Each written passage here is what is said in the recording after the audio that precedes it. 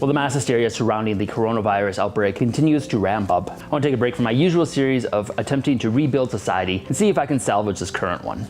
So as supplies on things like hand sanitizers become more and more rare, I wanted to see if it was possible to produce my own using the unfortunately named Corona beer. While panic buying reaches new heights and supplies start to become more and more rare, this truly emphasizes the importance of our mission of our channel. An understanding of the process that makes the products we use every day becomes suddenly more important when regular supply is disrupted and regular ready-made products become scarce. Even being able to go just one step back allows you to buy different ingredients to make these that might not be as scarce and opens up a lot more of possibilities and less scarcity. And if it does end up being worst case scenario, we show you how to fully produce things starting all the way back from the natural source in case all of society ends up failing, which it's not going to. We previously produced a video on producing pretty much every type of soap, literally starting from just rocks and seeds. Also covered a wide variety of disinfectants, such as a form of bleach that can be produced relatively easily with just salt and a DC adapter. Having knowledge of how to make things and why they work the way they do is incredibly important in times like this. Since we haven't covered a commodity like hand sanitizer before, I wanted to use this excuse to kind of explore the topic a little bit deeper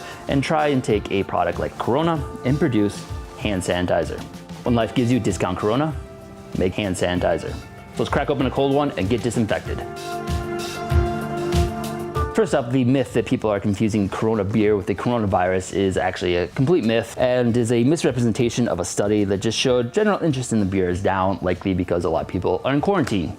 Also doesn't help that the beer is pretty bad tasting. The word Corona means crown or halo in Latin, and many Latin-based languages like Spanish. The current pandemic, more accurately named COVID-19, contains the coronavirus name because the group of viruses appear to have a crown when viewed in an electric microscope, caused by the outside of a virus having club-shaped protein spikes. CDC recommendations highly stress hand washing and hand sanitizer for disinfecting your hand. If you want to make your own soap, we've already done a video on that. In order for a hand sanitizer to be effective at killing viruses like the coronavirus, at least 60% alcohol is needed. Alcohol works as a disinfectant through a process called denaturation. It has the unique property of their molecules having both water and fat-loving attributes, which allows it to break down the protective membranes of bacteria and virus, effectively destroying them. There are many different forms of alcohol, but the main ones are methanol, ethanol, and isopropanol. Methanol has the least antiseptic properties, so is rarely used for that purpose. It's also the compound that makes the distillation of alcohol for consumption pretty dangerous, as it can get concentrated to toxic levels that cause blindness or death.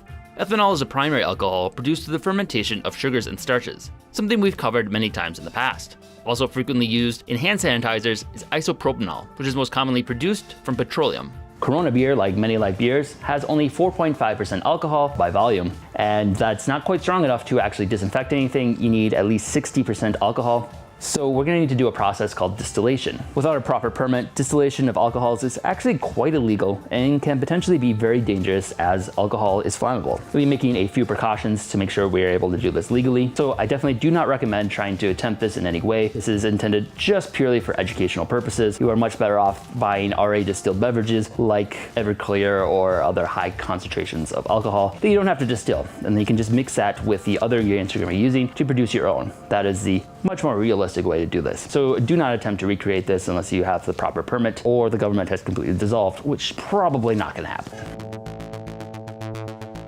To prevent yourself from getting a case of Corona, you'll have to go get yourself a case of Corona.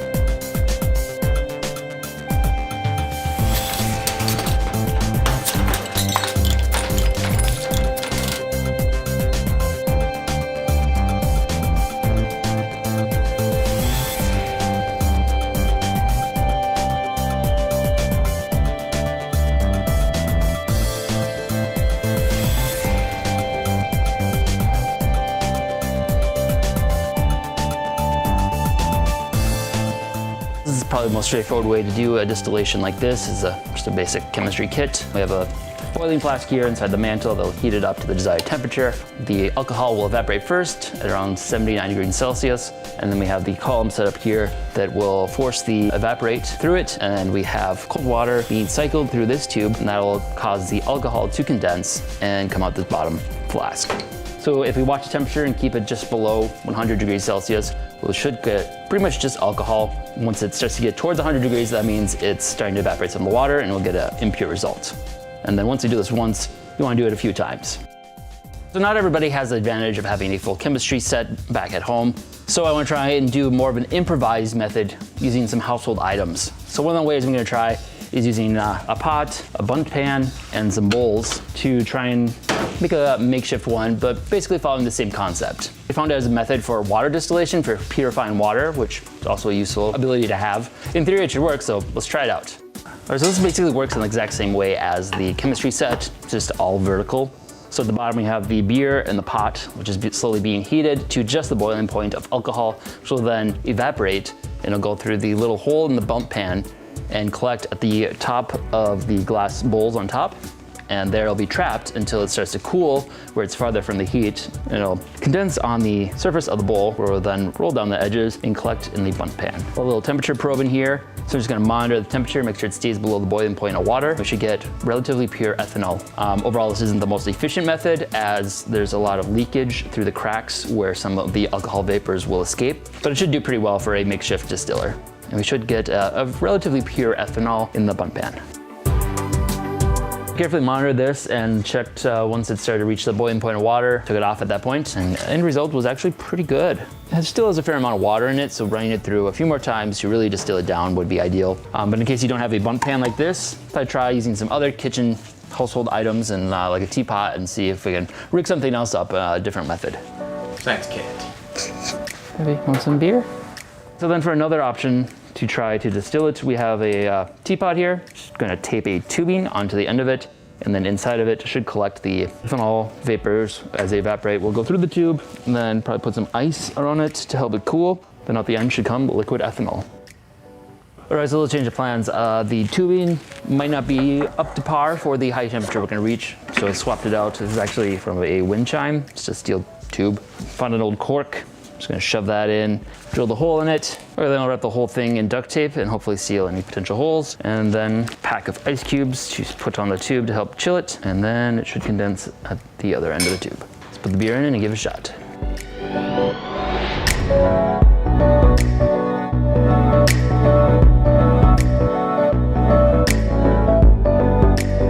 Okay, so it looks like it actually worked out pretty good. The duct tape has held up under the heat. I got a nice condensation here, got a nice yield.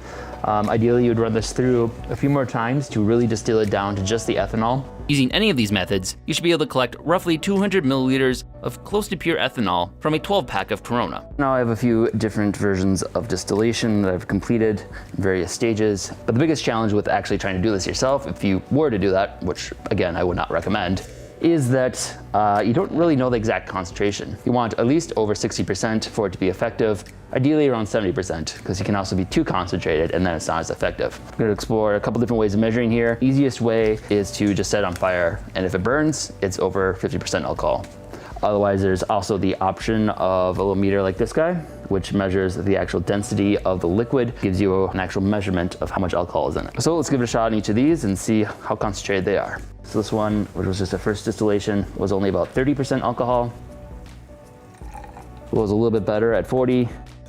And then this one's at 75 after a few batches through the distillation. Ideally, in theory, we can get it up to about 95% through just distillation, but this should be strong enough for what we're gonna do. Hand sanitizer, we're aiming for about 70%, so we just wanna dilute it only by 5%, but we don't wanna use straight alcohol, so we're gonna add another compound to kind of make it a little bit more of a gel and a little bit easier on the hands. CDC also highly recommends isolating yourself to lower the chances of spreading the disease, even if you don't think you are sick or no one has been infected in your city yet.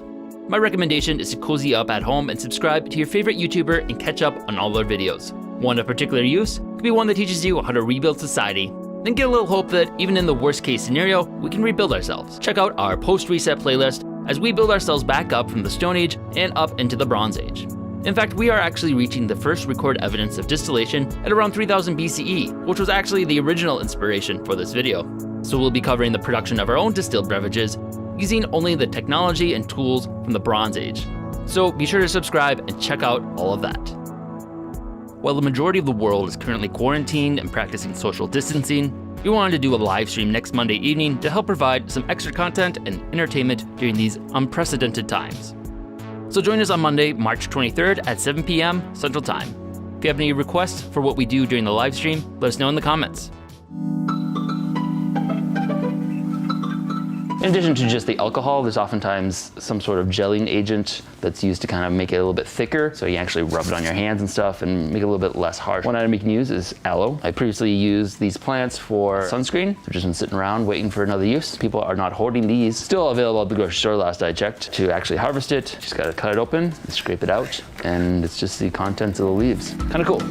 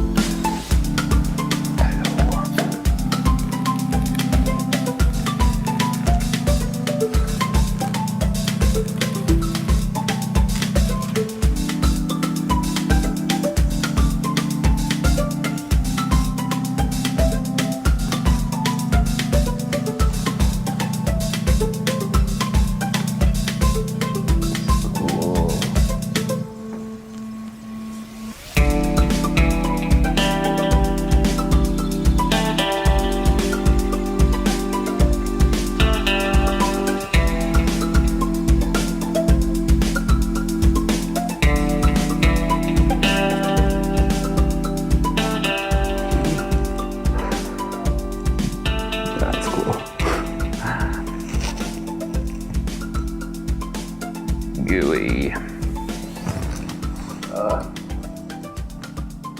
Plant boogers. Gooey. First we have our ethanol, we have our aloe, and I'm just gonna throw in a lime just to add a little bit of scent and flavor to, not flavor, do not drink this, scent, so you don't smell like an alcoholic. Make it a little bit more pleasant. And then I'm gonna mix them all together. I'm gonna do it at exact ratio so we can stay above the 70% alcohol, so it can still be an effective disinfectant. So we got about 179 grams of ethanol, roughly 75% alcohol. And then we have some aloe, so add maybe 9 grams, and just a little bit of lime, and we'll make a mixed drink that you do not drink. Just a hint of lime.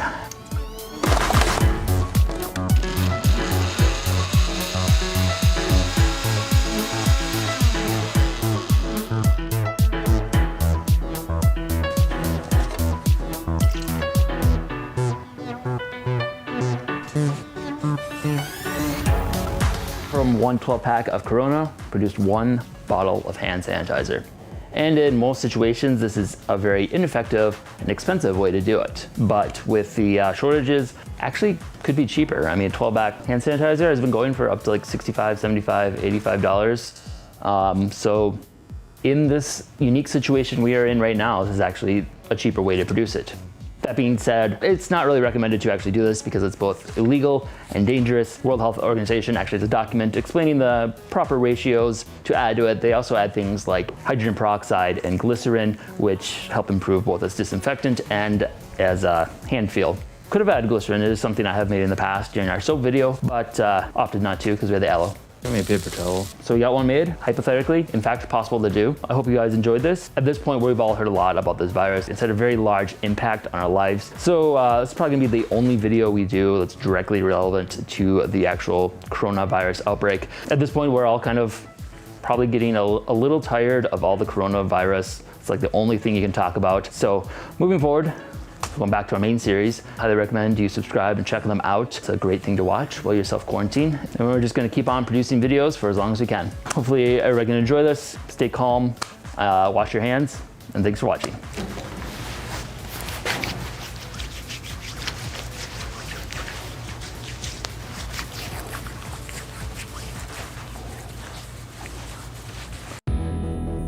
If you enjoyed this video, be sure to subscribe and check out other content we have covering a wide variety of topics. Also, if you've enjoyed these series, consider supporting us on Patreon. We are largely a fan-funded channel and depend on the support of our viewers in order to keep our series going. Thanks for watching.